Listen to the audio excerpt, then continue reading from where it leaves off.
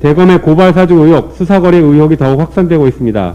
지난해 4월 총선 전후로 당시 대검찰청 수사정보정책관실이 윤석열 당시 검찰총장의 부인 김건희 씨 사건, 장모 최모 씨 사건, 검언유착 의혹 관련 정보를 수집했다는 증언이 있었습니다.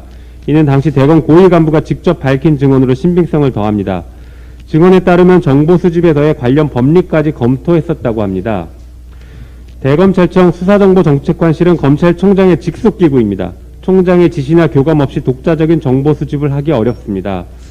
더 나아가 범죄 정보를 수집해야지 총장 가족의 무죄 정보를 수집하는 곳이 아닙니다. 총장의 심기관리와 신병관리를 위한 조직이 결코 아닙니다.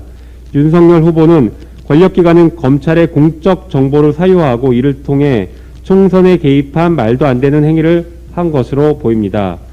지금 보면 당시 윤석열은 이미 대선 출마 결심을 했고 걸림돌이 될 수 있는 가족비리에 대해서 미리 판결을 통해 무죄를 확정지어 놓으려고 한 것으로 보여집니다. 한편 윤석열 후보가 총장 시절 특활비를 정치자금으로 활용했을 것이라는 의혹이 제기되었는데 이 사건에서 특활비를 사용했는지 여부가 밝혀져야 할 것입니다. 만약 특활비를 사용했다면 국민의 세금으로 정치공작, 선거공작을 한 최악의 총장이 될 것입니다. 최근 윤석열 후보에게서 군부를 사유하에 본인의 정치적 야욕을 채웠던 전두환의 모습이 보이는 것 같습니다. 검찰을 이용한 새로운 쿠데타를 실행한 것이 의심됩니다. 국민의힘은 고발사주 의혹과 관련해 자체 당무감사를 계획한다고 밝혔습니다. 하지만 벌써부터 윤석열 후보를 옹호하는 발언들을 하고 있어 그대로 신뢰하기가 어렵습니다. 한편 언론에 제보한 국민의힘 관계자를 색출하려는 시도를 해서는 안 됩니다.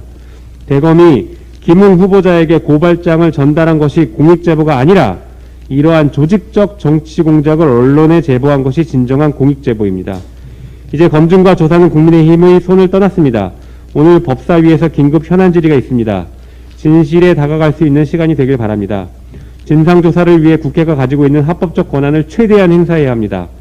나아가 밝혀진 진상에 따라 관련자에게는 가장 엄중한 책임을 물어야 할 것이며 다시는 정치검사가 이 땅에 등장하지 않도록 뿌리 뽑을 것입니다. 이상입니다.